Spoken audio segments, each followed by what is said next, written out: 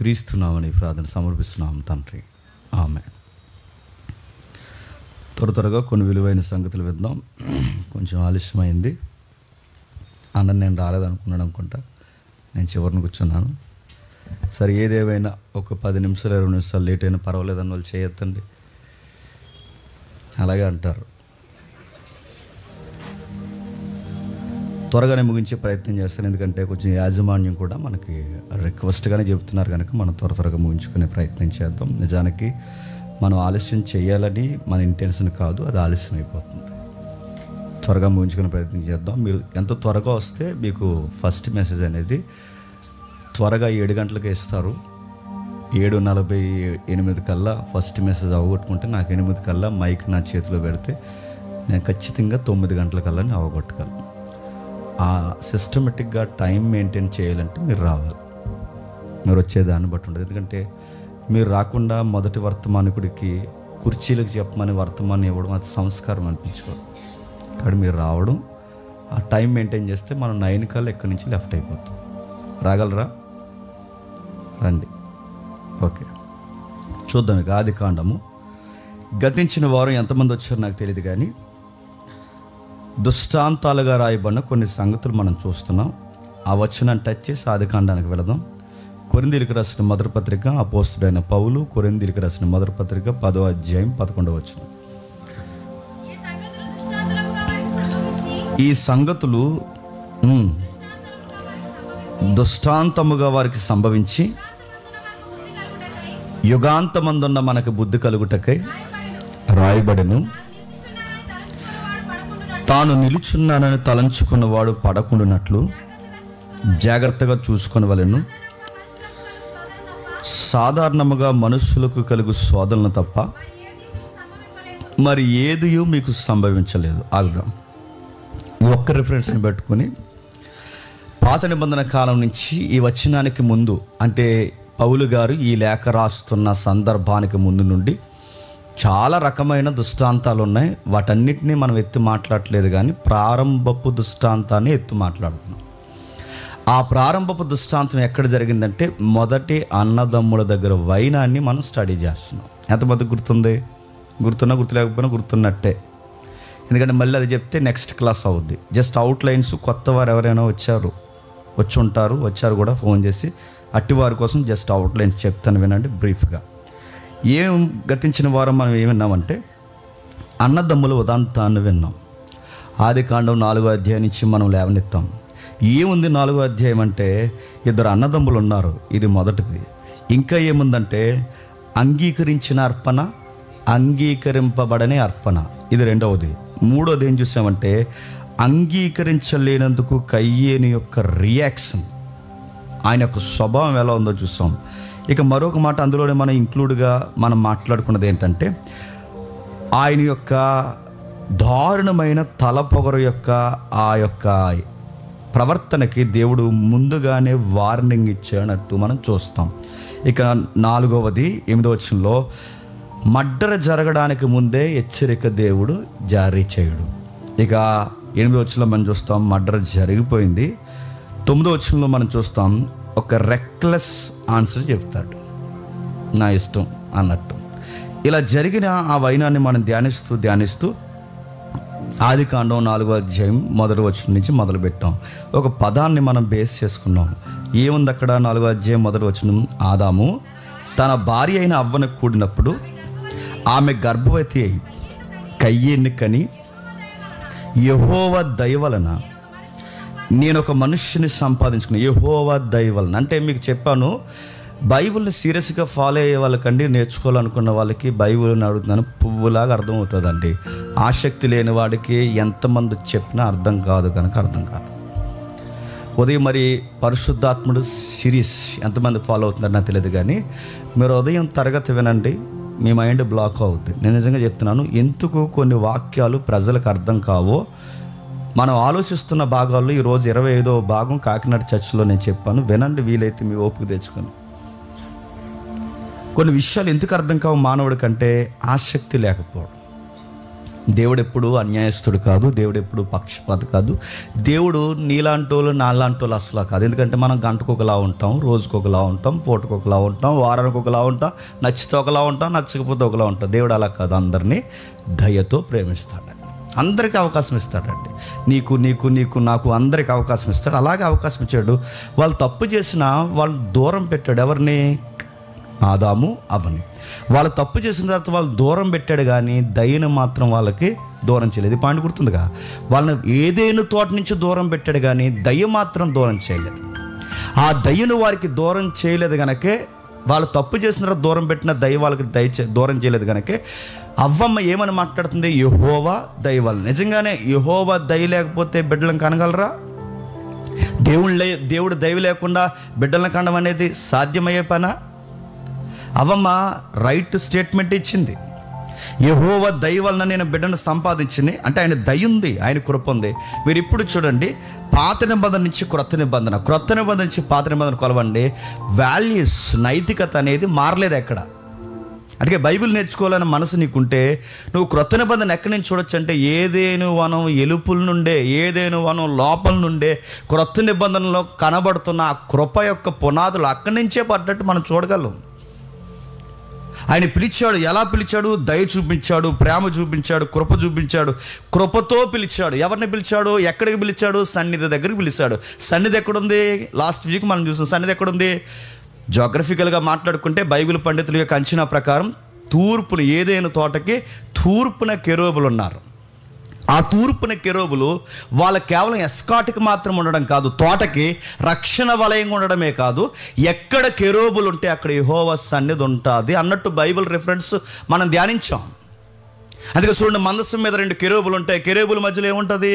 యెహోవా యొక్క మహిమ సన్నిధి ఉంటుంది. అంటే ఎక్కడ కెరూబులు ఉంటాయి, పరలోకపు దర్శనం ప్రవక్తలు చూస్తే కెరూబుల మధ్య ఆసీనుడైన వాడు సైన్యములు కదా యెహోవా సెలవిచ్చినదేమనగా అన్న రెఫరెన్స్ మనకు కనబడుతుంది. అంటే కెరూబులు కెరూబులు కెరూబులు కెరూబులు ఉన్న దగ్గర దేవుడి సన్నిధి ఉండడానికి ఒక జాగ్రఫికల్ ఎవిడెన్స్. ఆ రోజుల్లో అక్కడికి వాళ్ళు అర్పణ తెచ్చారు యెహోవా సన్నిధికి. అన్నదమ్ములు ఇద్దరు తెచ్చారు. యెహోవా సన్నిధి అనగా ఈరోజు దేవుని సన్నిధి అనగా మనకి ఇది, వాళ్ళకి దేవుని సన్నిధి అనగానే వాళ్ళకి ఏదోరం తోటకి తూర్పున అక్కడికి కయ్యేను ఏబేలు తెచ్చారు, అర్పణ తెచ్చారు. దయతో బాగా వినండి, దయ చూపించాడు, కుటుంబం మీద చూపించాడు. బాగా వినాలి, తల్లి తండ్రి మీద దయ చూపిస్తున్నాడు. అలాగే అన్నదమ్ములిద్దరికీ దయ ఇచ్చాడు. దయ అనగానే కృపతో వాళ్ళ దగ్గరికి రానిస్తున్నాడు. మనం ఏదో పెద్ద వీరోచితమైన కార్యాలు చేసామని కాదు. ఇందాకన్నా స్ట్రైక్ చేస్తూ మరి ఎంతమంది ఆ పాయింట్స్ మీరు గమనిస్తున్నారో తెలీదు. గ్రేస్ అనే సబ్జెక్ట్ మీకు సరిగ్గా అర్థం అవ్వకపోతే హైపర్ గ్రేస్ అనే ఒక సబ్జెక్ట్ భయంకరమైనది ఉంది. ఆ హైపర్ గ్రేస్ అనే దాంట్లోకి వెళితే గ్రేస్ నువ్వేమనుకుంటావు తెలుసా? లైసెన్స్ అనుకుంటావు. ఈ వర్డ్స్ అందరికి అర్థమయ్యేవాళ్ళకి అర్థమవుద్ది. మళ్ళీ చెప్తున్నాను, గ్రేస్ అనే సబ్జెక్ట్ నీకు సరిగ్గా అర్థం అవ్వకపోతే గ్రేస్నే లైసెన్స్ అనుకుంటావు. అంటే మన దేవుడు గొప్ప ప్రేమ గలవాడు, మనం ఏం చేసినా దేవుడు సేమింగ్ చేస్తాడు. దీన్ని హైపర్ గ్రేస్ అంటారు. దాన్ని ఎక్స్ట్రీమ్ తీసుకెళ్ళిపోవడం అనమాట. ఇంకేం చేయడు. ఇక జగత్తు పునాది వేయబడక ముందే దేవుడు మనల్ని క్షమించేశాడు కనుక ఇక మనం ఏం చేసినా దేవుడు ఇంకెప్పుడు మనల్ని ఏమండు అనుకుంటారు. దీని ఎక్స్ట్రీమ్ గ్రేస్ అంటారు దాన్ని. సరే, దయ వలన కృప వలన వాళ్ళని రక్షించాడు. దయతో కృపతో రక్షించిన దేవుడు క్రొత్త నిబంధనలో కూడా అలాగే రక్షించాడు. దానికి రిఫరెన్స్ చూసిన ఎఫ్సీ పత్రిక ఏమని? మీరు క్రియల వలన పిలువబడిన వారు కాదు, మీరు క్రియల చేత రక్షణ పొందినవారు కాదు, ఆయన కృప వలనే మీరు రక్షణ పొందినవారు. కృప చేత రక్షణ పొందిన మిమ్మల్ని ఏం చేయమంటున్నాడు అంటే ముందుగా సిద్ధపాటు చేయబడిన సత్క్రియలు చేయుటకే మిమ్మల్ని పిలుచుకున్నాడు. ఇప్పుడు చెప్పండి, కయ్యేనైనా ఏబేలునైనా నిన్నైనా నన్నైనా కృపతో దయతో పిలిచింది దేనికి? చెప్పాలి. సత్క్రియలు చేయడానికి. ఏం చేయడానికి? బాగా మళ్ళీ క్లారిటీ. సత్క్రియలు చేయడానికి కృపనిచ్చాడు, సత్క్రియ జరిగించడానికి దయనిచ్చాడు. ఇప్పుడు మళ్ళీ మనం కృపచేత రక్షింపబడ్డామా, క్రియ చేత రక్షింపబడ్డామా? అది ఇప్పుడు కృపచేత రక్షింపబడ్డాం కనుక బాగా వినండి, కృపచేత రక్షింపబడ్డాం కనుక కృపను కాపాడుకోవడానికి ఏం చేయాలి? క్రియ జరిగించాలి. చాలా మందికి తెలియని వల్టాయి అంటే తెలుసా? వీళ్ళు ఏమనుకుంటారంటే క్రియలు చేసి రక్షణ పొందనుకుంటాం. క్రియల వలన రక్షణ రాదు. నేను చాలా సెన్సిటివ్ విషయాలు నేను మాట్లాడుతున్నాను, మరి ఎంతమందికి అర్థం అవుద్దో. క్రియల వలన రక్షణ రాదు, క్రియల వలన రక్షణ రాదు. మళ్ళీ చెప్తున్నాను, క్రియల వలన రక్షణ రాదు. రక్షణ కొనసాగించడానికి క్రియలు చేయాలి. సెమినార్కి ఎంతమంది వచ్చారు? రానోళ్ళు మీ కర్మ. సెమినార్కి వచ్చినప్పుడు ఒక పాయింట్ స్ట్రైక్ చేస్తాం. పెద్ద ఆయన, పురుషాత్ముడు, పరిశుద్ధుడని పిలువబడే మార్టిన్ లూథరన్ గారు కూడా ఈ సబ్జెక్ట్లో కన్ఫ్యూజ్ అయ్యారన్నది ఒక పాయింట్ మనం డిస్కషన్ చేసాం తెలుసా సెమినార్లో. ఏ విషయంలో మార్టిన్ లూథరన్ గారు కన్ఫ్యూజ్ అయ్యారు? ఏ విషయంలో కన్ఫ్యూజ్ అయ్యడం అంటే, పౌలు గారు ఏమంటారంటే కృపచేత రక్షింపడ్డామంటారు. యోధా కానీ యాకోబు కానీ ఏమంటారు? క్రియలు లేని విశ్వాసము మృతం అంటారు. ఇదేంటి? పౌలు గారు ఏమంటారంటే క్రియల చేత రక్షణ రాలేదంటారు. ఆ భక్తులు ఏమంటున్నారు? ఎవడు క్రియలు లేకపోతే వాడు విశ్వాసం కదండి. మరి ఆ మాటకి ఈ మాటకి తేడా ఏంటంటే, మార్టిన్ లూథరన్ గారు ఏమన్నారంటే నా ఓటు పౌలుకే అన్నాడు. ఏంటి మార్టిన్ లూథరన్ గారికి ఆ సబ్జెక్ట్ అర్థం అవ్వకపోతే నువ్వు నేను చెప్పండి, లూథరన్ చర్చికి వెళ్ళి ప్రేయర్ చేసుకుని వచ్చేస్తున్నాం మనం. నేను అడుగుతున్నాను, వాళ్ళకే కన్ఫ్యూజ్. తర్వాత దాన్ని ఒక ట్రాక్లో తీసుకొచ్చారు గురువులు. ఏమన్నారంటే ఒక సున్నితమైన మాట చెప్పారు. మీకు ఆ స్టేట్మెంట్ చెప్తున్నాను, జ్ఞాపకం పెట్టుకోండి. క్రియల వలన రక్షణ రాదు, కృపచేత రక్షణ వస్తుంది. మరి క్రియలు ఎప్పుడు చేయాలంటే రక్షింపబడిన నీవు క్రియలు చేయాలి. యాకోబు చెబుతున్నది ఏంటంటే రక్షింపబడిన వారు క్రియలు చేయకపోతే వారి విశ్వాసానికి అర్థం లేదన్న సబ్జెక్ట్ యాకోబు చెప్తున్నాడు. పౌలు గారు ఏ సబ్జెక్ట్ చెప్తున్నాడంటే పాపక్షమాపణకు కావాల్సిన నీ పుణ్యకార్యాలు కాదు అని చెప్పండి, కృపే, ఆయన దయ వల్లనే రక్షణ. అంటే ఈయన రక్షణకు ముందు విషయాలు క్రియల కొరకు మాట్లాడుతున్నాడు. ఎవరు? పౌలు గారు. ఈయన రక్షణ తర్వాత విషయాలు మాట్లాడుతున్నాడు. అర్థమైనా అర్థమకపోయినా మీకు అర్థమైనట్టేనండి. నెక్స్ట్ పాయింట్కి వెళ్తున్నాను నేను, అర్థమైనట్టే. నెక్స్ట్ ఎప్పుడైతే ఈ విషయం చెప్పాడో ఇప్పుడు వీళ్ళని కృప వలన పిలిచాడు. ఎవరిని? దయ వలన పిలిచాడు. ఎవరిని? కయ్యేన్ని, హేబేల్ని. చెప్తున్నాడు ఆయన ఏమని, తన మనసులో మాట, క్రొత్త నిబంధనల మాటే బయట పెడుతున్నాడు. ఏమనంటే ఎవరే ఏం కాదురా, నీ మీద దయ చూపించాను, కృప జీవించాను అన్న ఆ మౌనం వెనకాల దేవుడు ఏమంటున్నాడంటే కయ్యేను సత్క్రియలు చేయి అన్నాడు. కయ్యేను సత్క్రియలు చేసేది దేనికి చెప్పాలి? కయ్యేను సత్క్రియలు చేసేది దేనికి? ఉన్న దయను కాపాడుకోవడానిక, కొత్తగా రక్షణ పొందడానిక చెప్పండి.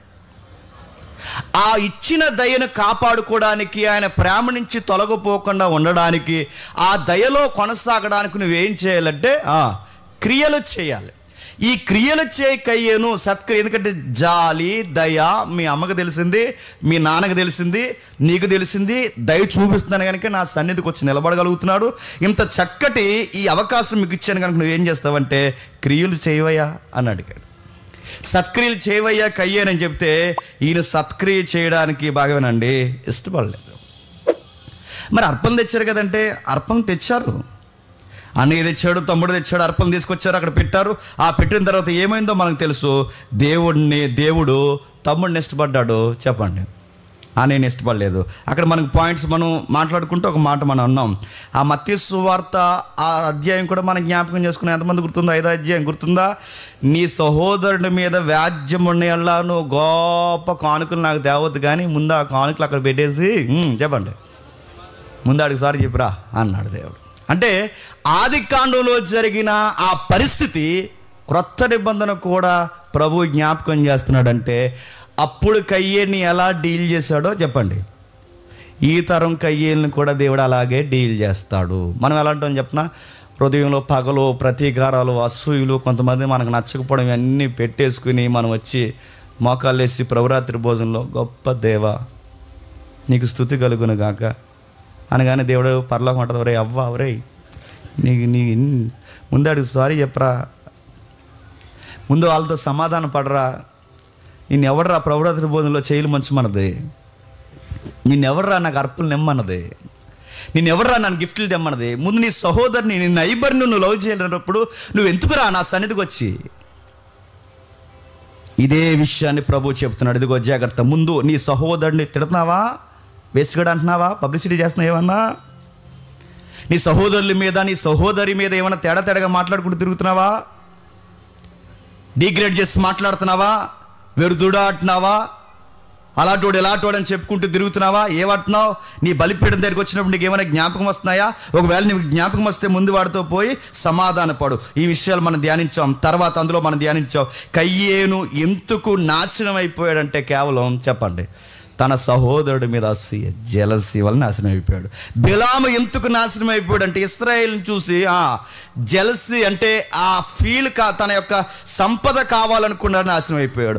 కోరాహు ఎందుకు నాశనం అయిపోయాడంటే మోసే ఒక గొప్ప నాయకుడిని చూసి వారవలేకపోయాడు, నాశనం అయిపోయాడు. ఇప్పుడు కయ్యేను దయ వలన కృప వలన వచ్చిన ఆ స్థితిని కాపాడుకోలేక చిందరవందర చేసుకుంటున్నాడు తన జీవితాన్ని. ఇక్కడ వరకు చూసాం. ఇంకేం చూసాం? ఆ పదాలు మనం చదువుతున్నప్పుడు మనకు అర్థమవుద్ది. 4వ వచనంలో, 4వ అధ్యాయం 4వ వచనంలో, హేబేలు కూడా తన మందలో తొలుచులు పుట్టిన వాటిలో క్రొవ్విన వాటిని కొన్ని తెచ్చెను. యెహోవా హేబేలును అతని అర్పణను లక్ష్య పెట్టెను, కయ్యేను అతని అర్పణను లక్ష్య పెట్టలేదు. కాబట్టి కయ్యేనికి మిక్కిలి కోపం వచ్చి, మర్చిపోద్దా పదం. కయ్యేనికి ఎందుకు కోపం వచ్చింది? జెలసీ. మనకి ఎప్పుడు కోపం వస్తుంది చెప్పాలి? జెలసీ. కోపం అనేది పేటెంట్ హక్కు కాదు. మరి చెప్తున్నాను, కోపాలు ఎందుకు వస్తాయి? నువ్వు అనుకున్నట్టుగా, బాగా వినండి, నువ్వు అనుకున్నట్టుగా ఎదుటోలు లేకుండా నీకన్నా ఒక అడుగు పైనుంటే నీకు వస్తుంది. చెప్పండి, జెలసీ. నీకన్నా మంచి బట్టలు వేసుకుంటే వస్తుంది నీకు జెలసీ. నీకన్నా మంచి ఇల్లు కట్టుకుంటే వస్తుంది నీకు జెలసీ. నీకన్నా ముందాడు బైక్ కొనేసుకుంటే నీకు వస్తుంది జెలసీ. ఇంకా చెప్పండి, నాకు గుర్తురాట్లేదు. ఇంకా చెప్పండి. నీకన్నా మంచి ఉద్యోగం వాడికి వస్తే జెలసీ. ఎవరు ఏసీ అంటున్నారు? నీకన్నా ముందు ఏసీ కొనుక్కుంటే వస్తుంది జెలసీ. ఇంకా చెప్పండి, ఏదో చెప్తున్నారు చెప్పండి. ఇంకా ఆడవాళ్ళకి మీకు ఎక్కువ ఉంటాయి చెప్పండి. నగలు, మీకన్నా నగలు కొనుక్కుంటే జెలసీ. మీకన్నా ఏంటవి దిద్దులు కొనుక్కుంటే జెలసీ. నౌస్ పిన్ కొనుక్కుంటే జెలసీ. శారీస్ కొనుక్కుంటే జెలసీ. జెలసీని కంట్రోల్ చేయలేదంటే మళ్ళీ చెప్తానండి, జెలసీని కంట్రోల్ చేయకపోతే ఏమవుతుందో చెప్పనా? అదో రకమైన ఉక్రోషం వచ్చేస్తుంది. ఆ ఉక్రోషం, కోపం ఎప్పుడైతే వచ్చిందో, నీ కోపం నిన్ను ఏం చేస్తుంది తెలుసా? నీ కోపం నిన్ను గుడ్డోడిని చేస్తుంది. నీకెంత మంచి చేసినా వాళ్ళ మంచితనం నీకు కనబడదు. ఎందుకు చెప్పిన? కోపం నీకేం కలగజేస్తుంది? గురుడ్డతనం కలగజేస్తుంది. వాళ్ళు నీ గూర్చి ఎంత మంచి మాట్లాడినా నీకు ఆ చెవులకి మంచి కనబడదు. ఎందుకు చెప్పిన? నీ కోపం నీకేం కలగజేసింది? చెవిటితనం కలగజేస్తుంది. నీ కోపం నిన్నేం చేసింది తెలుసా? నేను పిచ్చోడిని చేసింది చివరికి, నీ బుర్ర పాడు చేసింది చివరికి. కయ్యేనిగాడికి వచ్చిన జెలసీ చివరికి ఆడిని ఏం చేసింది చెప్పండి? గుడ్డోని చేసింది, చెవిటోని చేసింది. చివరికి దేవుడే వచ్చి మంచి చెబుతున్నా మంచి కూడా వినబట్టలేదంటే అసూయ ఉన్న వాళ్ళకి మంచి మాటలు ఎక్కుతాయా? నువ్వు ఎంతైనా మంచిగా చెప్పు.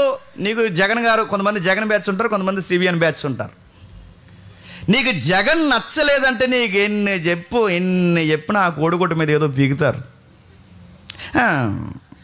తేడా అండి మనిషి అంటారు. చంద్రబాబు నాయుడు గారి కోసం ఎంత మంచి కార్యాలైనా చెప్పు,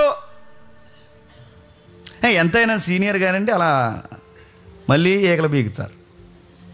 మీరు గమనించండి, ఏదో ఒకటంటే మైండ్లో నువ్వు ఎప్పుడైనా గుర్తుపెట్టుకో, నువ్వు ఒకటి ఫిక్స్ అయిపోయావో, నీకు ఒక మనిషి నచ్చలేదో, నీకు జెలసీ స్టార్ట్ అయిందో, నీకు ఎన్ని చెప్పు నీ పేడ బొరక అర్థం అవ్వో.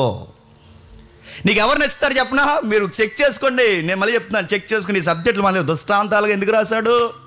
దుష్టులు కనుక ఎందుకు రాశాడు ఇవన్నీ మీరు చెక్ చేసుకొని. కావాలంటే నీకు ఎవరు ఫ్రెండ్స్ అయిపోతారు చెప్పనా? మీరు గమనించండి, నీకు ఎవరు ఫ్రెండ్స్? నీకు ఎవడైతే నచ్చనోడు, బాగా నీకు ఎవడైతే నచ్చడో అలా ఆడే ఇంకొకడు ఎవడైనా నచ్చకపోతే ఆడు నువ్వు ఫ్రెండ్ అయిపోతారు. మీకు బెస్ట్ ఎగ్జాంపుల్ చెప్పండి, యేసుక్రీస్తు వారిని, బాగా వినండి, యేసుక్రీస్తు వారిని సిలువేయడానికి అప్పటి వరకు ఏ రోజుకి ఫిలాతుకి పడదంట. ఇద్దరు ఈక్వల్గా ఒకే వ్యక్తిని ద్వేషించేసరికి వీళ్ళిద్దరు ఏమైపోయారట? ముస్తఫా అయ్యారట. చూసారు? మీకు అర్థమవుతుందంటే ఫ్రెండ్స్ ఎలా అవుతారంటే అసూయని బట్టి ఫ్రెండ్స్ అవుతారు, జెలసీని బట్టి ఫ్రెండ్స్ అవుతారు, ఏకమైపోతారు. నేను మళ్ళీ చెప్తున్నాను, ఇవి గనక మీరు కంట్రోల్ చేయకపోతే మీరు ఏమనుకుంటాను కూడా నేను సీరియస్ చెప్తున్నాను, ఎగిరిపోతారు. అసూయని కనుక మీరు కంట్రోల్ చేయకపోతే మళ్ళీ చెప్తున్నాను నాశనం అయిపోతారు. కయ్యేని కానీ తినేసింది అదే, బిలాముని తినేసింది అదే, కోరాహుని మింగేసింది అదే, దైవమే ఇలలోకి వస్తే సిలివేసిందే ఆ అసూయే. శాస్త్రులు పరిసయ్యులకి జ్ఞానము ఈదుల్లో కేకలు వేస్తున్నా వాళ్ళకి ఆ జ్ఞానవాక్కులు చెవికి వినబడకపోవడానికి ఆయనంటే అసూయ. ఆ పండితులకి యేసు ప్రభు వారు నచ్చకపోవడానికి కారణం ఆయనంటే అసూయ. అసూయ పిచ్చోళ్ళని చేస్తుంది, అసూయ చెవిటోళ్ళని చేస్తుంది, అసూయ గుడ్డోళ్ళని చేస్తుంది. అసూయ మంచిని కూడా వినకుండా అదో రకమైన పొగరబెట్టిన మనిషిగా నేను పాడు చేస్తుంది. అసూయ ఎక్కడ తాగుతుందా? అసూయ కోపంగా మారితే కోపం పాపమైతే పాపం చెప్పండి గర్భం ధరిస్తే ఆ గర్భం ధరించింది అది మరణాన్ని కంటాది. కన్నాడు కయ్యను, మరణాన్ని కన్నాడు. కండమే కాదు, కయ్యను తన సొంత తమ్ముడిని చెప్పండి చంపేశాడు. ఘోరాతి ఘోరంగా చంపేశాడు. అలా ఎలా వస్తుందండి అసూయ అంటే బైబిల్లో కొన్ని క్యారెక్టర్స్ ఉన్నాయి, టకా చెప్తాను, త్వరగా ముగించుకునే ప్రయత్నం చేద్దాం. ఎలా వస్తుందంటే మీరు గమనించండి, బైబిల్లో మీరు అలా ధ్యానించుకుంటూ వెళ్ళిపోతే ఇస్సాకు ఇస్మాయేలు, యాకోబు యాసావు, యోసేపు అన్నలు, ఎఫ్రాయిము మనస్సే, దావీదు అన్నీలు, దానియేలు సమకాలీన ఉద్యోగస్తులు. ఇవన్నీ మీకు చదువుతుంటే అక్కడ ఏమర్థమవుద్దండి? ఏమర్థం లేదని అర్థమైంది, చెప్తాను వినండి. ఇస్సాకు ఇస్మాయిల్, బాగా వినండి. ఇస్సాకు ఇస్మాయిల్ దగ్గర గ్యాప్ స్టార్ట్ అవడానికి కారణం ఏంటి చెప్పండి? ర్యాగింగ్, జలసీ, తక్కువ చేయడం, డిగ్రేడ్ చేసి మాట్లాడడం, కుదురంగా ఉన్న కాపురాన్ని కుదురంగా ఉంచుకోకుండా ఉన్న పాటను వాళ్ళు బయటికి గెంటి వేయబడ్డానికి వాడి అమ్మకే, బాగా మళ్ళీ చెప్తాను ఏమనుకోకండి, వాళ్ళ అమ్మకే అతగాడుకున్న దరిద్రపు లక్షణం ఏంటో తెలుసా? చెప్పండి. పేర్లు పెట్టుకుని కామెడీలు చేస్తూ జోకులు వేసుకుంటే ఇసాకు మీదే జోకులు వేస్తే శారమ్మకి మండింది. నువ్వు పంపిస్తావా నన్ను పంపించమంటావా అన్నది. అది కాదే అన్నాడు. అది కాదు ఇది కాదు ఆవిడ నేను తెలుసుకో అన్నాడు. ఇంకా కాపురంలో గలివీలు అయిపోయింది. ఉమ్మడి కుటుంబం కాస్త ఏమైపోయింది చెప్పండి? సింగిల్ కుటుంబం అయిపోయింది. రాకాసు కుటుంబంగా ఆలపోయారు, ఈ కుటుంబంగా ఏలకపోయారు. చక్కగా ఉన్న కాపురాన్ని పాడు చేసుకున్నది ఇస్మాయేలు ఇస్సాకు దగ్గర ఈ నేపథ్యం జలసీ. రెండవది యాకోబు యాసావు. తమ్ముడి మీద కోపం వచ్చిందండి. ఈయన గారు ఎత్తుకెళ్ళి ఈయన కొనాలని, మరి వేరే సబ్జెక్టు. ఈయన గారు ఎత్తుకెళ్ళి ఈయన కొన్న తర్వాత ఇదంతా జరిగిన తర్వాత ఈయన నాది లాగేసుకున్నాడేంటి? జలసీ. ఇక్కడ ప్లేస్లో ఎవరు కనబడతారు చెప్పనా? కొంచెం ఆత్మీయంగా ఆలోచించండి. ఇదే ప్లేస్లో యాసావు కయ్యేను రోలు పోషిస్తున్నట్టుంటుంది, యాకోబు రోలు చెప్పండి ఎంతో ఓ మచ్చుకి 1000 రోలు పోషిస్తున్నట్టు ఉంటుంది. చూడండి, సేమ్ చంపేసుకునే గొడవలే. యాకోబు మీద సొంత అనే సరే తీసుకున్నాడులే, తమ్ముడే కదా, ఒకే గర్భాన్ని పుట్టాం, తీసుకుంటే ఏముంది అనుకుంటున్నాడా? ఆడు ఎలా తీసుకుంటాడు? ప్రాపర్టీ గొడవలు ఎవరికి? అన్నదమ్ములిద్దరికి. సొంత అన్నదమ్ములు ప్రాపర్టీ గొడవలు పెట్టుకుంటారంటే ఎందుకు కట్టుకోరండి? లింగీలు పైకెట్టుకుని దళ్ళు తన్నేసుకుని గోళ్ళు గుద్దేసుకుని రారా ఈరోజు నువ్వన్న ఉండాలి జవా నేనన్నాడు. జన లోపలికి నిన్ను ఎవడు రా గోడ కట్టమన్నది, రా తేలుద్దా అన్నాడు. సొంత ప్రాపర్టీని అడుగుతాం. సొంత అన్నదమ్ములు, ఒకే గర్భాన్ని చీరుకుని పుట్టిన అన్నదమ్ములు జానా నేల కోసం గొడవ పెట్టుకుంటున్నారంటే ఇవి యాకోబు యాసావు గొడవల్లో లేవు. నాకన్నా ఆడికి రూపాయి ఎక్కువ, నాకన్నా రూపాయి ఎక్కువ, నాకన్నా ఒక భాగం ఎక్కువాడికి.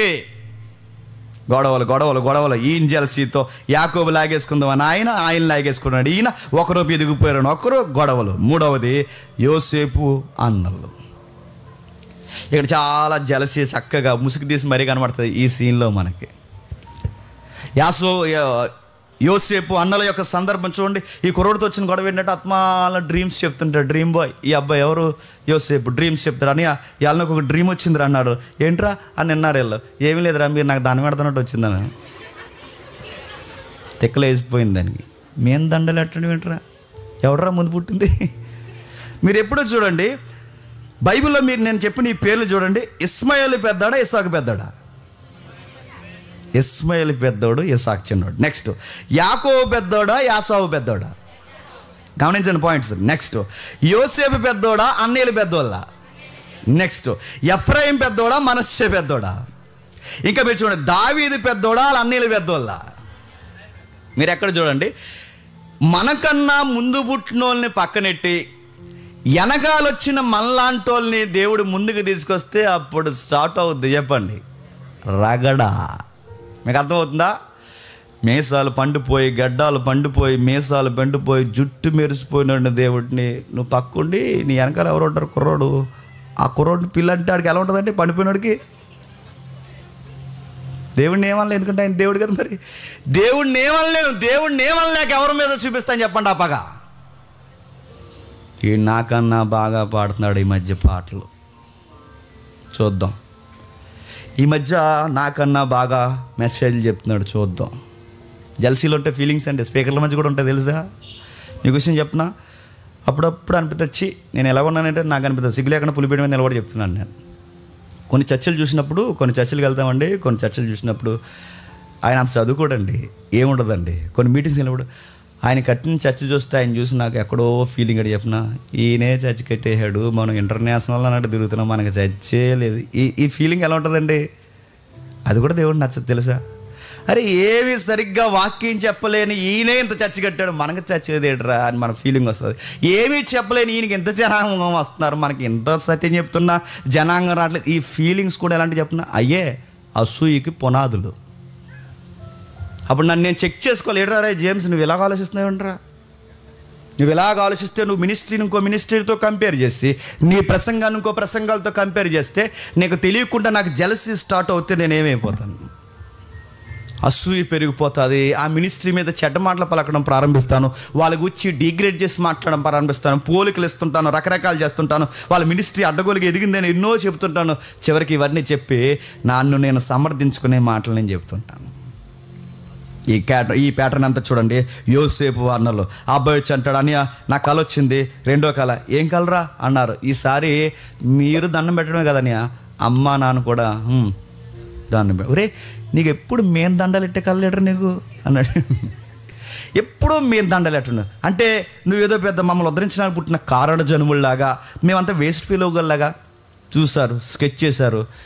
అలాగ అసలే కోపం వస్తుంది. ఇంకా కోపం అసూయ ఎప్పుడు వచ్చేసిందంటే, వాళ్ళ నాన్నగారు ఒక మంచి డ్రెస్సు అన్నీ కలిపి, క్లాత్లు అన్నీ కలిపి ఒక మంచి డ్రెస్ కుట్టి ఎవరికి ఇచ్చారట గిఫ్ట్గా?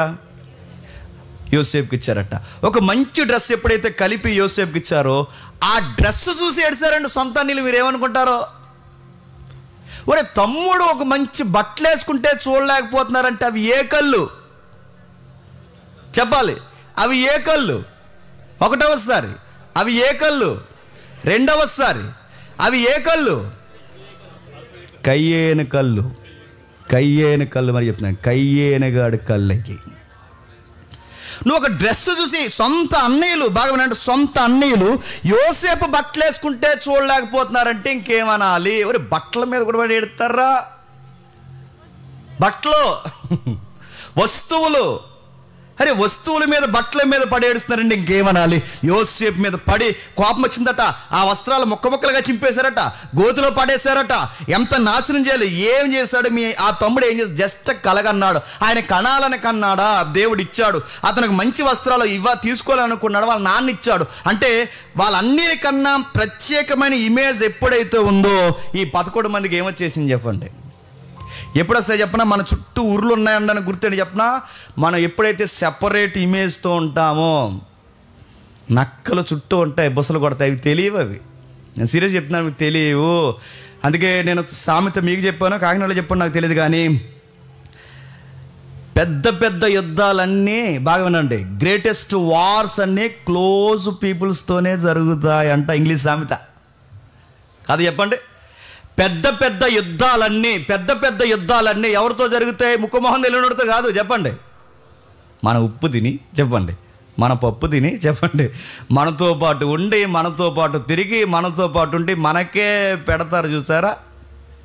పెడత కింద పప్పు. వాళ్ళ వల్ల వస్తుంది మనకి ఇబ్బంది. ఏళ్ళతో అడుగుతున్నాను, ఏళ్ళని డీల్ చేయడం అసాధ్యం అండి. వీళ్ళని డీల్ చేయడం అసాధ్యం. ఈ యొక్క ప్యాటర్న్ ఏమొద్దంటే, యోసేపును గోతులకు ఇసిరేసినట్టు ఇసిరేస్తుంది, కయ్యేను ఏబేలుని చంపినట్టు చంపేస్తుంది. దావీదు అన్నలు చూడండి, దావీదుని చూసి తిట్టుకున్నారు, దావీదు అన్నయ్యలు చూసి రకరకాల మాటలన్నారు. ఇవన్నీ మీరు చూడండి. ఈ ప్యాటర్న్ మీకు అర్థమైపోతే దావీదు అన్నలు కూడా, దావీదు దగ్గర మీరు చూడండి, పెద్దోడెవరు? సౌలు. చిన్నోడెవరు? పెద్దోడెవరు? సౌలు. చిన్నోడెవరు? దావీదు గారు. ఈయన పొగడారు, ఆయన పొగడలేదు. ఏమొచ్చిందండి? పొగిడితే అసూయ వచ్చేస్తుంది తెలుసా. మీ ఇద్దరు కలిసి పని చేసిన తర్వాత ఎవరో ప్రసాద్ అంకుల్ లాంటి సీనన్ లాంటి ఎవరో పెద్దోళ్ళు వచ్చి ఇద్దరు కలిసి మీరు పని చేసిన తర్వాత వీళ్ళిద్దరూ కలిసి ఇద్దరిలో ఒకడినే పొగిడారు అనుకోండి, ఏమవుతుంది చెప్పండి. ప్రసాద్ అంకుల్కి సీని గారికి వయసు పెరిగింది కానీ చెప్పండి అంటారా, ఆడెంత ఫీల్ అయిపోతాడో. ఇద్దరం చేసాకండి, ఇద్దరు అనాలి కానీ ఆడే కనబడండి ఆడికి. ఇది తెలుసండి, తొక్కేస్తున్నారు ఇండస్ట్రీలో. ఈ మాటలన్నీ అక్కడ లేని బొసలు, ఆ పాము బొసలు అన్నీ వచ్చేస్తాయండి. ఎందుకంటే ఇంకెంత చేస్తే, ఎందుకంటే సుఖం లేనప్పుడు ఇంకా అనవసరం అండి ఈ చర్చిలో ఉండడం. అందుకే పక్కన ఇంకో చర్చ్ ఉందండి, పెందరగడ వదిలేస్తారంటే అక్కడ పోదాం. ఇన్ని ఫీలింగ్స్ అన్నీ వస్తాయా రావా? వస్తాయండి. నేను మళ్ళీ చెప్తున్నాను, ఇవన్నీ ప్రాక్టికల్గా సొసైటీలో జరిగేవండి. అందుకే దేవుడు ఆది కాండ నుంచి దృష్టాంతాలుగా రాశారు. మా అన్నయ్య కాబట్టి వాడు ఏమనుకోవడం చెప్తున్నాను. నా టెస్ట్ మనీ చెప్పినప్పుడు మా అన్న ప్రశాంత్ అన్న ఎక్కడ ఉంటాడు, బ్యాంక్ ఎంప్లాయీ, వాడు ఎక్కడెక్కడ ఉంటుంటాడు. వాడు నా అరెస్ట్ టైంలో నా కోసం వాడు సెలవులు పెట్టుకుని చాలా కీ రోల్ పోషించి, నిజంగా నేను బయటకు వచ్చేంత వరకు వాడికి మనశ్శాంతి లేకుండా తిరిగి వాడు చక్కగా నేను బయటకు వచ్చేదో వాడి మొహంలో ఆనందం లేదు. ఆ టైంలో నా బెయిల్ కోసం చాలా కష్టపడ్డాడు. అయితే టెస్ట్ మనీలో నేను వాడి కోసం చెప్పలేదు, నిజంగా చెప్పలేదు. ఎందుకంటే నా అన్న కోసం నేను చెప్పకూడదు. మరో విషయం ఏంటంటే శ్రీకాంత్ అన్న కోసం కూడా చెప్పలేదు. ఒక సురేష్ ఆ సెంటిమెంట్ విషయం మాత్రమే నేను చెప్పి ముగించేశాను. తర్వాత నాకు కొన్ని మాటలు వినబడ్డాయండి. చూసావా ఎంత చేసావు నువ్వు అసలు నీ గురించి అనగానే, అరే వీళ్ళు కూడా ఇలా అనుకుంటారా అనగానే నాకు ఎలా ఉంటుందండి. వాడు నా బ్లడ్, నేను చెప్పాలండి. ఇలాంటివన్నీ చూస్తున్నప్పుడు ఏమనిపిస్తుంది చెప్పిన, అంటే కొన్ని విషయాలు కొన్ని మెచ్యూర్గా అర్థం అవ్వంటే అర్థం అవ్వు. కొన్ని విషయాలు మెచ్యూర్గా ఆడనుకోలేదండో, ఆడికి ఎక్కించిన వాళ్ళు మాటలు నేను చెప్తున్నాను. ఆడికి అలాంటి ఫీలింగ్స్ ఉండవు. మళ్ళీ చెప్తున్నాను, ఇవన్నీ చూస్తున్నప్పుడు ఏమనిపిస్తుంది అంటే, ఇవన్నీ చూస్తున్నప్పుడు కొన్ని విషయాలు మనం ఎంత ఎక్స్ప్లెయిన్ చేసినా అర్థం కావు, ఎంత వివరించినా అర్థం కావు. ఎందుకు అలా ఫీల్ అవుతారంటే ఆ బెంచ్, ఆ హోదా, ఆ పేరు, ఆ సౌండ్, ఆ యొక్క ఇచ్చే గౌరవం, హానర్ చేసి చూస్తారా, అది దక్కాల్సింది మనకు దక్కకుండా పక్కోలకు దక్కిందో చెప్పండి, వచ్చేస్తుంది. ఏంటి చెప్పండి, అసూయ వచ్చేస్తుంది. ప్రతి వారం ముగింపు ప్రార్థన ఎంఎస్ గారికి నేను ప్రార్థన ఇచ్చి, ప్రతి వారం ఎంఎస్ గారికి ముగింపు ప్రార్థన ఇచ్చి ఒక వారం మానేశాను. తర్వాత ఎంఎస్ గారితో వచ్చి ఒక కొత్తగా వచ్చినడికి ఇచ్చాను. ఎలా ఉంటే చెప్పండి, ఉండకూడదు కాక చెప్తున్నా. ఉదాహరణగా అన్న పేరు చెప్తున్నాను, ఏమనుకోకండి. ఎలా ఉంటుందండి ఫీల్ ఎవరు? రెగ్యులర్గా టిన్నుకు పాటించి సడన్గా ఆపేసాం అనుకుంటే, ఇప్పుడు టెక్నికల్ ప్రమోషన్ ఆపేసాం, టిన్నుకు లేదు ఒకవేళ ఉంటే, సడన్గా పాడేవాళ్ళు ఎవరు ఉన్నారు కూడా సడన్గా ఆపేస్తే, నేను అడుగుతున్నాను పెద్ద, మళ్ళీ చెప్తున్నాను, పెద్ద పాపాలు జరిగిపోవడానికి ఏవో పెద్ద కారణం అవసరం లేదండి. ఈ లోపల చూస్తే దరిద్రం ఉంది, అది పతనం అయిపోయిన హృదయం, ఈ పతనం అయిపోయిన మైండ్, అది నేను అదో రకంగా చేస్తుంది. నేను చెవిటోని చేస్తుంది, నేను గుడ్డోని చేస్తుంది, రకరకాలుగా చేసి నిన్ను నాశనం వైపుకి నడిపిస్తుంది. ఈ విషయం అంతా మీకు గుర్తుంటే ఎఫ్సీ పత్రిక ఏం చెప్తున్నాడు చూడండి. ఎఫ్సీ పత్రిక 4వ అధ్యాయం, త్వరగా ఎఫ్సీలకు రాసిన పత్రిక 4వ అధ్యాయం, ఎఫ్సీలకు రాసిన పత్రిక 4వ అధ్యాయం మొదటి 3 వచనాలు చూద్దాం. కాబట్టి మీరు సమాధానమును బంధము చేత ఆత్మ కలిగించు ఐక్యతను కాపాడుకొనుడి, శ్రద్ధ కలిగిన వాడై ప్రేమతో ఒకరిని ఒకరు సహించుచు, మీరు పిలువబడిన పిలుపునకు తగినట్టుగా దీర్ఘశాంతముతో కూడిన సంపూర్ణ వినయముతోనూ సాత్వికముతోనూ నడుచుకునవలనని ప్రభువుని బట్టి ఖైదీనైన నేను మిమ్మల్ని బతిమాలుకొనుచున్నాను. ఎంత మంచి మాటలు రాస్తున్నాడు చూడండి. మీకు ఏమనిపిస్తుందో తెలియదు కానీ, కాబట్టి మీరు సమాధాన బంధము చేత ఆత్మ కలిగించు ఐక్యతను కాపాడుకొనుట యందు, బాగా వినండి, బంధాలు సహవాసాలు కాపాడుకుంటే కానీ చెప్పండి నిలబడవుగాక నిలబడవు. కాపురాలైనా స్నేహాలైనా సంఘాలైనా ఏదైనా కాపాడుకుంటే కానీ నిలబడవు. వాటిని కాపాడుకోవడానికి మరో పత్రికలు అంటాడు, వాటిని కాపాడుకోవటకు ప్రేమించుటకు ప్రయాసపరుడేటి. ప్రేమించడానికి కూడా ఏం పడాలట? ప్రయాస. ప్రేమించిన ప్రయాస అంటే అదో పట్టాన రాదు, లోపల నుంచి దాన్ని ప్రాక్టీస్ చేయాలి, ప్రేమించాలి, సహించుకోవడం నేర్చుకోవాలి. నీకంత మెచ్యూరిటీ ఎదుటోళ్ళకు ఉండదు. నువ్వు అనుకున్నట్టుగా వాళ్ళు బిహేవ్ చేయరు. దాన్ని నువ్వు కాపాడుకోవడానికి నువ్వేం చేయాలి అంటే ప్రాక్టీస్ చేయాలి. ఐక్యతను కాపాడుకోవడానికి శ్రద్ధ కలిగిన వారు. అయ్యో ఈ మాట అంటే ఏమనుకుంటారో, అయ్యో ఈ మాట అంటే బంధాలు దూరం అవుతాయేమో, అయ్యో ఇప్పుడు ఈ విషయంలో మనం ఇలా బిహేవ్ చేస్తే ఏమవుతుందో, దీన్ని శ్రద్ధ అంటారు. దీన్ని అలా కాకుండా పిచ్చుకోపాలు అసూయలు లోపల పెట్టుకుంటే ఇలా అనుకుంటారు. కొంతమంది అంటారు, ఎవరు చెప్పాల్సిన అవసరం లేదు, ఇక్కడ ఎవరు చెప్పం. ఇవన్నీ ఎలా ఉంటాయి తెలుసా? ఎవరు చెప్పాలి, ఎవరు చెప్పి చేయాలి, ఎవరికి మేము ఎవరితో మాట్లాడాలి, ఈ మాటలన్నీ కలిపే మాటలు అంటారు, ఎడగొట్టేసే మాటలు అంటారు. చెప్పండి, వాళ్ళకి మనం అకౌంటబిలిటీ ఉండడం ఏంటండి? చెప్తారు సంఘ పెద్దలు అయితే, వాళ్ళకి అకౌంటబిలిటీ ఉంటాం మనం. ఈ మాటలు ఎలా ఉంటాయి తెలుసా? నువ్వు ఎక్కడో ఏదో పెట్టుకుని మాట్లాడుతున్నావు, ఆ కయ్యని గాడి స్వభావం ఏదో వచ్చింది, గుడితనం వచ్చింది, చెవిడితనం వచ్చింది, నీకు మంచి చెప్పని నీ బుర్రకి ఎక్కట్లేదు, నువ్వు ఎలా తయారయ్యావంటే రాను రాను ఏదో అసూయ లోపల పెట్టుకుని ఆ అసూయలో నుంచే, ఆ బేస్మెంట్ మీద నుంచే నీ మాటలు వస్తున్నాయి. అర్థమైపోతుంది, ఎందుకంటే ఈ స్కానర్ పెట్టి చూస్తుంటే తెలిసిపోతుంటుంది నీ బిహేవియర్ చేంజ్ అయింది, నీ మాటలు తేడాగా వస్తున్నాయి, నీ యొక్క సహవాసాలు మారుతున్నాయి, ఇవన్నీ తెలిసిపోతుంటాయి. ఎప్పుడు లేని ఈ మధ్య మీ ఇద్దరు ఎందుకు స్నేహితులు అయ్యారు? మీ ఇద్దరు ఒకటి పడ్డు, ఆడు ఆ పొరిగింటోడిది ఏదో మీకు ఫైనాన్షియల్ కూడా ఉంది కదా, ఆడు పడ్డు మీ ఇద్దరు ఫ్రెండ్స్ అయిపోతారు. ఇవన్నీ మీరు ఎక్కడ చూడండి ఈ దారుణాలన్నీ మనకు కనబడుతుంటాయి. అందుకే ప్రేమతో ఒకరినొకడు సహించు, మీరు పిలువబడిన పిలుపునికి తగినట్టుగా దీర్ఘశాంతంతో కూడిన సంపూర్ణతతో సాత్వికముతో నడుచుకొనవలనని ప్రభువుని బట్టి ఖైదీనైన నేను మిమ్మల్ని బతిమాలుకొనుచున్నాను. ఒక వ్యక్తిని మంచిగా హ్యాండిల్ చేయడం నేర్చుకోండి. అదే కదండి కంటెంట్. అక్కడ ఒక వ్యక్తిని మంచిగా చూడడం నేర్చుకోండి. నిజంగా చెడ్డోడే, మరి నీ మంచితనం ఏమైంది? నిజంగా వాళ్ళ దరిద్రులే, నీ మంచితనం ఏమైంది? కయ్యేని చూసినట్టు ఎవరు చూడలేదు చెప్పనా? హేబేలు చూడలేదు. యోసేపు బాగుండే, యోసేపు అన్నలు చూసినట్టు ఎవరు చూడరు చెప్పనా? యోసేపు చూడటం.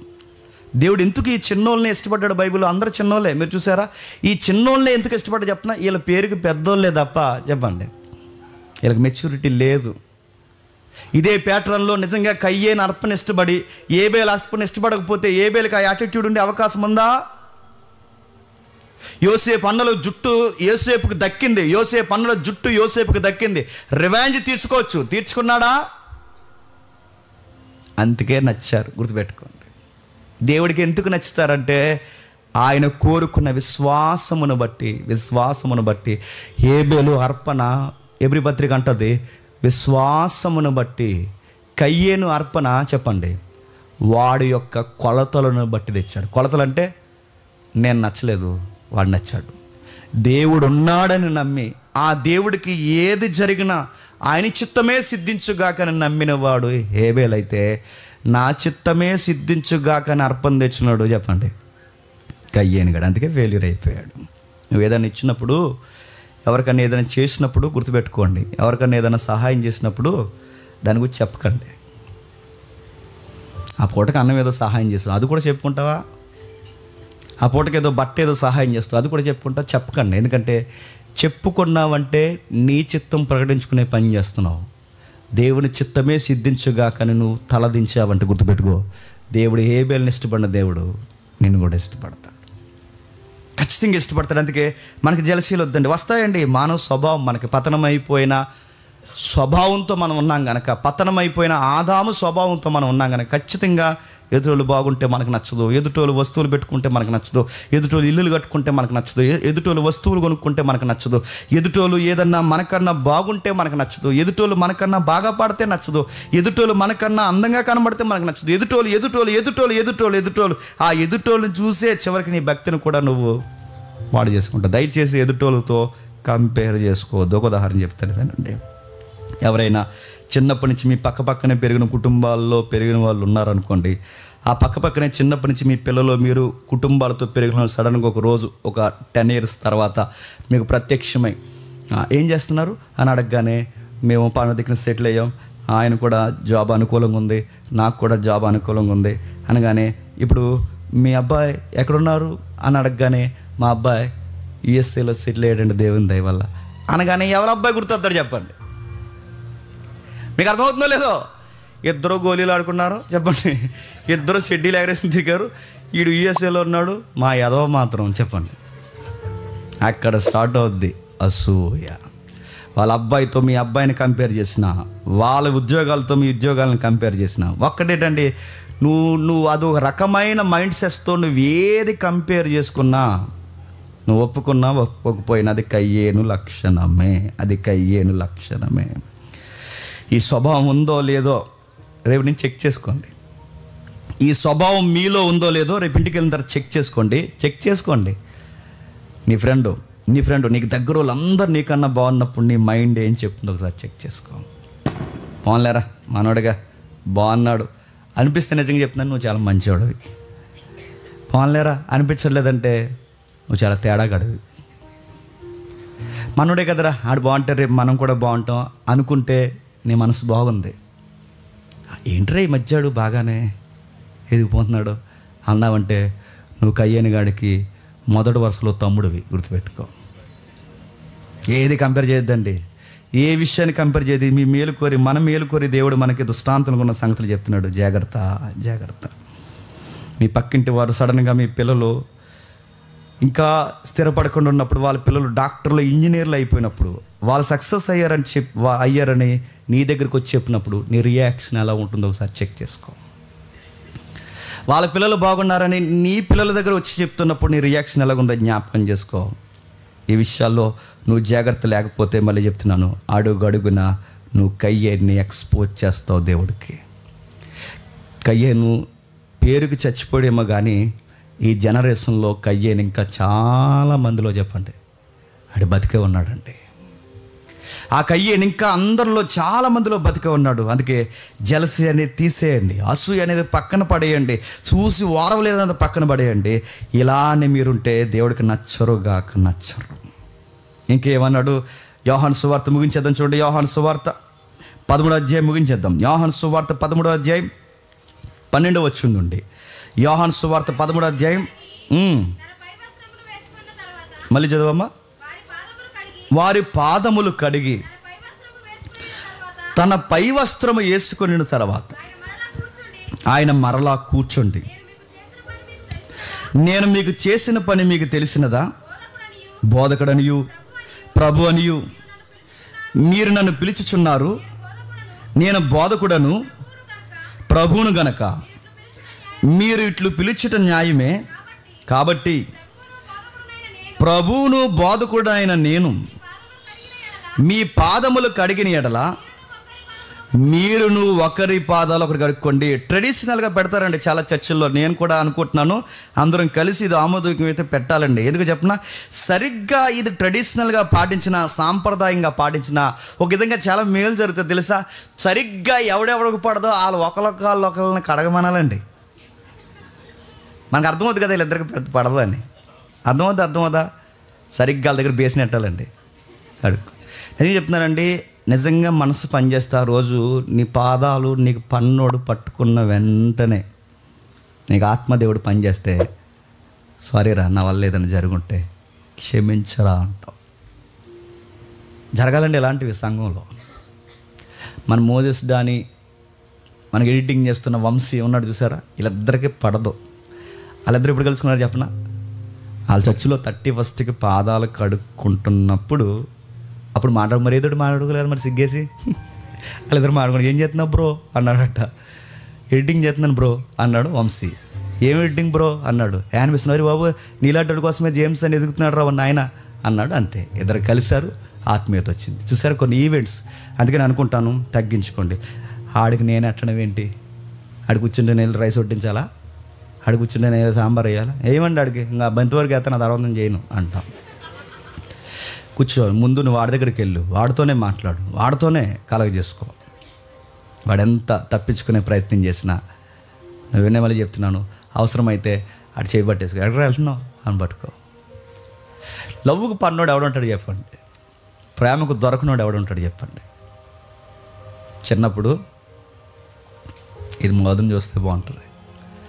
చిన్నప్పుడు నేను చాలా చిన్నోడిని, మా వదిన మీద చిటికి మాడి కోపమించేవాడిని. నేను పెళ్ళి అయింది కొత్తలో కోపం ఎక్కువ కదా, నేను ఆవిడతో సరిగ్గా మాట్లాడేవాడిని కాదు. మా అన్నయ్య తిట్టేవాడు కదా, నేను మన తెగ తిట్టేవాడిని. అంటే చిన్నపిల్లోడిని మా వదిన వెనకాల నుండి వచ్చి నన్ను ఇలా ఒకేసారి పట్టేసుకుని ఎక్కడికి వెళ్తున్నావు నాతో మాట్లాడకుండా అని అడిగింది. దెబ్బకు నేను ఫిదా. ఇంకా మధుతో ఇంకా ఆ రోజు నుంచి నాకు కోపం లేదు. మధుని మీద ఆ రోజు చాలా చిన్నోడని నాకు బాగా గుర్తు. ఇలా పట్టేసుకుని ఎందుకు నీకు అంత కోపం చిన్న పిల్లోడివి అని నన్ను అడిగింది. ఆవిడ మీద ఒక్కసారి కోపం పోయింది. ఎప్పుడైనా మీకు ఎవడైనా నచ్చలేదు అనుకోండి, డీల్ చేయండి అలాగా. వెనకాల నుంచి వెళ్ళి పడేసుకోండి అండి. ఇలా పడేసుకున్న తర్వాత దొరుకుతారంటే ఆడు మనసు ఉన్నవాడైతే నిజంగా మారుతాడండి. మనసు లేనివాడైతే చెప్పండి ఆడి కయ్యని గల్లగా నాశనాన్ని ఆడే కోరుకుంటాడు. మంచి విషయాలు జరుగుతాయండి ప్రభు చెప్తాడు. ఇంకేముంది, ఇవేం చేయట్లేదంటే ఇశ్రాయేలు ఏం చేస్తున్నారంటే చూడండి, ప్రభు చెప్తున్నాడు, మీలో ఒకరిని ఒకరు తగ్గించుకోండి, ఒకరినొకరు ప్రేమించుకోండి. నేను ఎలా చేస్తున్నాను మీరు కూడా అలాగే చెయ్యండి. నేను ఎలాగున్నాను మీరు కూడా అలాగే ఉండండి. మీకు పన్నోళ్ళ దగ్గరికే ముందు వెళ్ళండి, ప్రేమించండి, సమాధాన పడండి. ఇది కాపాడుకుంటే కానీ ఉండదయ్యా. ప్రేమ అంటే మీరు ఏదనుకుంటున్నారు? కాపాడుకుంటే కానీ ఉండదు, ప్రయాసపడితే కానీ ఉండదు, శ్రద్ధ కలిగి ఉంటే కానీ ఉండదు. సహవాసాలు అంటే ఏమనుకుంటున్నారు? కాపాడుకోవాలి.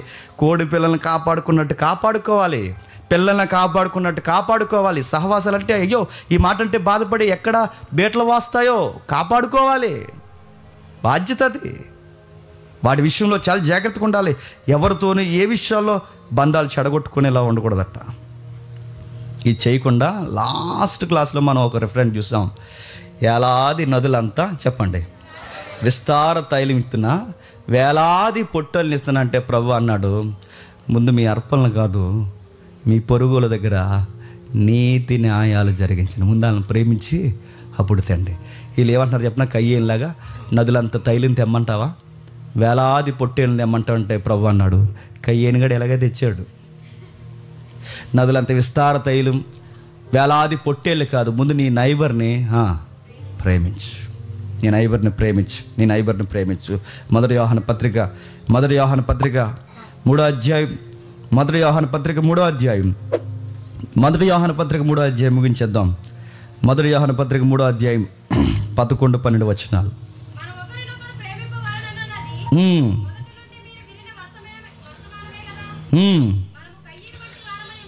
మనము కయ్యేను వంటి వారమై ఉండరాదు. వాడు దుష్టిని సంబంధి అయి తన సహోదరుని చంపును. ఎంత ఘోరమైన మాట చూడండి. ఎప్పుడు ఆది కాండము, ఎప్పుడు క్రొత్త నిబంధన, ఎప్పుడు యోహాను పత్రికలు, ఆ కాలానికి ఈ కాలానికి 1000 సంవత్సరాలు. ఈ 1000 సంవత్సరాలు దాటిపోయిన ఎవరిని జ్ఞాపకం చేస్తున్నాడు? మనం కయ్యేను వంటి వారమై ఉండరాదు. వాడు దుష్టుని సంబంధి తన సహోదరుని చంపెను. వాడు అతన్ని ఎందుకు చంపెను? తన క్రియలు చెడ్డవి, తన సహోదరుని క్రియలు నీతి గలవై ఉండిన గనుకునే కదా చంపే. ఏం కంపేర్ చేస్తున్నాడు చూడండి.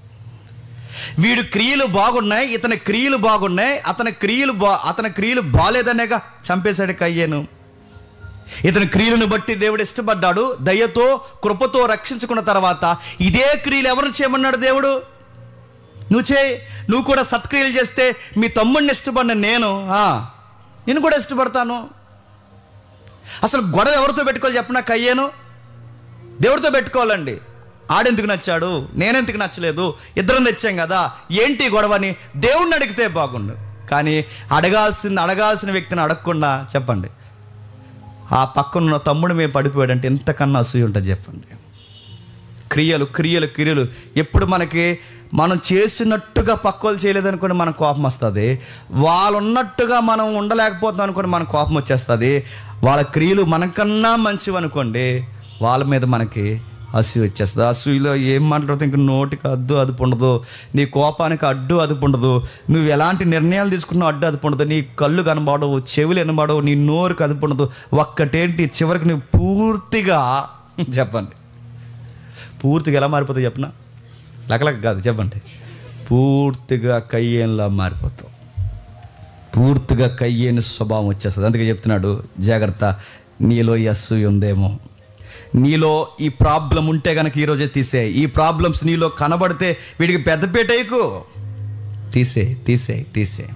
దేవా నిజంగా ఉంది ప్రభా, నాకు ఈ ప్రాబ్లం ఉంది, నేను చూడలేకపోతున్నాను, నాలో ఆ స్నేహభావం ఉండలేకపోతుంది, నా ఫ్రెండ్ బాగుంటే నేను చూడలేకపోతున్నాను, నా తమ్ముడు బాగుంటే నేను చూడలేకపోతున్నాను, నా సొంత వాళ్ళే బాగుంటే నేను చూడలేకపోతున్నాను. ఇలాంటి ప్రాబ్లమ్స్ నాకు ఉంది. ఇది నాకు నీకే కదండి, ప్రపంచానికి ఉన్న అతిపెద్ద ప్రాబ్లం ఏంటి చెప్పండి? జెలసీ. ఇదే ప్రాబ్లం. ప్రపంచానికి ఉన్న అతిపెద్ద ప్రాబ్లం ఇదే. ఈ అతిపెద్ద ప్రాబ్లం ఇదే.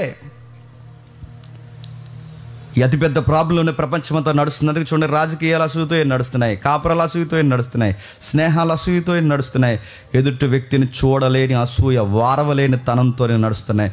కయ్యేనికి పట్టిన గతి అసూయ ఉన్న ప్రతి ఒక్కడికి చెప్పండి ఆలస్యం అవచ్చు కానీ ఖచ్చితంగా పడతాది. ఇక చివరగా నిన్నెవరైనా తక్కువ చేసి నీ ఎదుటోళ్ళని ఎక్కువ చేస్తే, నేను రాసుకున్న పాయింట్స్ మీకు చదువుతున్నాను. నిన్నెవరైనా తక్కువ చేసి ఎదుటోళ్ళని ఎక్కువ చేస్తే చెక్ చేసుకో. ఇదే స్కేల్. నీ హృదయం సంతోషిస్తుందా, దుఃఖిస్తుందా? చెక్ చేసుకో. గుర్తింపు కొరకు నీ ఎదుటి వారి కన్నా ఎలాగైనా నువ్వు ఉండాలని కోరుకుంటున్నావా? జాగ్రత్త. నువ్వు అనుకున్న గుర్తింపు నీకు దక్కకపోతే ప్రాబ్లమ్స్ నీలో స్టార్ట్ అయిపోతాయి. నీకైనా ఎవరైనా తక్కువగా ఉంటే, నీకన్నా ఎవరైనా ఎక్కువగా ఉంటే సంతోషించు. నీకన్నా ఎవరైనా తక్కువగా ఉంటే నీ కలిగింది పట్టుకెళ్ళి చెప్పు, ఆడికి పెట్టు. కోపాన్ని సమాధి చేయి. అది పాపంగా మారకముందే దాన్ని సత్క్రియగా మార్చే. పాపం చేయకుండా నువ్వు అదుపు చేసుకో. మరణానికి దారి చూపకుండా నీ శత్రువును కూడా మిత్రుడిగా మార్చుకో. దృష్టాంతాలుగా రాయబడిన ఈ సంగతులు నీకు నాకు ఏం చెప్తున్నావంటే, కయ్యేని గడ ఇంకా తిరుగుతున్నాడు లోకంలో, జాగ్రత్త. నీ యొద్దకు అస్సలు రానివ్వకు. మనం ఎప్పటికీ ఏబేలు వంటి వారమై ఉండాలి. విశ్వాసమును బట్టి దేవుణ్ణి ఎదుర్కోవాలి. నాకన్నా ఒకడు బాగుంటే సంతోషిద్దాం, నాకన్నా తక్కువగా ఉంటే నాలాగా ఆడు ఉండాలని నాకు కలిగింది తీసి వాడికి పెడదాం. ఇదే క్రైస్తవ్యం. గుర్తుపెట్టుకోండి, ఇదే క్రిస్టియానిటీ. ప్రభు అదే నేర్పించాడు. నీకు 2 ఉన్నాయా? ఒకటి ఇచ్చే. ఆ 2 వేసుకున్నా నెక్కిరిత్తు తిరక్కో. నీకు బాగా ఫుడ్ ఉందా? కొంచెం వాడికి పెట్టు. నువ్వు కలిగి ఉన్నావా? వాడికి చూపించు, వాడికి చక్కగా ఆదరించు. అరే అందరం ఒకే స్థితిలో ఉండవరా, బాగుండాలని కోరుకో. ఇలా ఎప్పుడైతే ఉంటుందా మినిస్ట్రీ బాగుంటుందండి, ఇలా ఎప్పుడైతే ఉంటుందా కాపురం బాగుంటుందండి, ఇలా ఎప్పుడైతే ఉంటుందా స్నేహాలు బాగుంటాయి. ఇలా ఎక్కడైతే ఉంటారో వాళ్ళ టీం యాటిట్యూడ్ చాలా బాగుంటుందండి. ఆ టీంలో కానీ, కాపురంలో కానీ, సంఘంలో కానీ ఒక్క కయ్యేని కూడా ఉంటే చాలు, మొత్తం మనమంతా చెప్పండి చెడిపోదు. అట్టివారు మన సంఘంలో ఎవరు ఉండగుండునుగాక. మన సంఘంలో అందరూ ఏబేలు విశ్వాసం కలుగుండునుగాక. దేవుడు కోరిన ప్రేమ ఎల్లకాలం ఏరులై మన మధ్య పారునుగాక. మోకాళ్ళు వేయగలిగిన వారు మోకాళ్ళు వేయండి, మోకాళ్ళు వేయలేని వారు లేచి నిలబడండి. ప్రార్థన. ఎవరైతే సంఘ పెద్దలు ఉన్నారో, మన సంఘ పెద్దలు ముందుకు వస్తే ఆ ప్రభురాత్రి సంస్కరణలో మనం పాల్గొందాం. వినబడిన మాటలన్నీ మీరు జ్ఞాపకం చేసుకోండి. మనం కయ్యేని వంటి వారము కాదని, మనం కోరాహు వంటి వారము కాదని, దేవా మాకు బిలాము స్వభావం లేదని ధైర్యంగా మన దేవునికి మనం చెప్పుకుందామా? వినబడిన మాటల్లో ఎక్కడా తండ్రి ఒక్క మాట కూడా నాకు మ్యాచ్ అవ్వలేదు తండ్రి, నాకు కయ్యేని స్వభావం లేదని ధైర్యంగా ఆయనకి చెప్పగలమా? లేదు ప్రభువా, నిజంగానే నిజాయితీగా నేను ఒప్పుకుంటున్నాను ప్రభువా. ఒకరొక వస్తువు కొనుక్కుంటే నేను చూడలేకపోయే స్వభావం నాలో ఉంది తండ్రి అని నిజాయితీగా ఒప్పుకుంటావా? ఒకరు ఇల్లు కట్టుకుంటే నేను చూడలేకపోతున్నానని నిజాయితీగా ఒప్పుకోగలవా? నీ పక్కవారు నీకన్నా అందంగా ఉంటే నేను చూడలేకపోతున్నానని ఒప్పుకుంటావా? నీ తోటి స్నేహితులు నీకన్నా స్థిరపడి ఉన్నతమైన స్థితిలో ఉంటే వాళ్ళని చూడలేకపోతున్నానని ఒప్పుకోగలవా? మీరు ఎవరి దగ్గర తగ్గాల్సిన అవసరం లేదు, మీరు ఎవరి మధ్య సంజాయిషి చెప్పాల్సిన అవసరం లేదు. నేను పుట్టించిన సృష్టికర్త ముందు దేవా నాకు కయ్యేను స్వభావం ఉందని నువ్వు ఒప్పుకోగలవా? నువ్వు ఒప్పుకుంటే దేవుడు కోరుతున్నట్టు, ఆది కాండంలో కోరుతున్నట్టు లే, ఇప్పుడే నువ్వు సత్క్రియ చేయి. నువ్వు సత్క్రియ చేస్తే తలెత్తుకుంటావు. అసూయతో రగిలిపోతే ఒకరోజు తలదించుకుంటావు. అందరిని ప్రేమించు, అందరితో సమాధానంగా ఉండు. నీకన్నా గొప్పవారు ఉంటే వాళ్ళని చూసి సంతోషించు, నీకన్నా తక్కువగా ఉంటే నీకు కలిగింది తీసి వాడికి పెట్టని మన యేసయ్య భావాన్ని మనం దాటిపోమని దేవునికి మాటిద్దాం. దేవా అందరిని జ్ఞాపకం చేసుకోండి, మాతో ఉండండి. ఈ ప్రభురాత్రి సంస్కరణలో తండ్రి అర్థవంతంగా మమ్మల్ని నడిపిస్తారని క్రీస్తున్నాము. నీ ప్రార్థన సమర్పిస్తాం.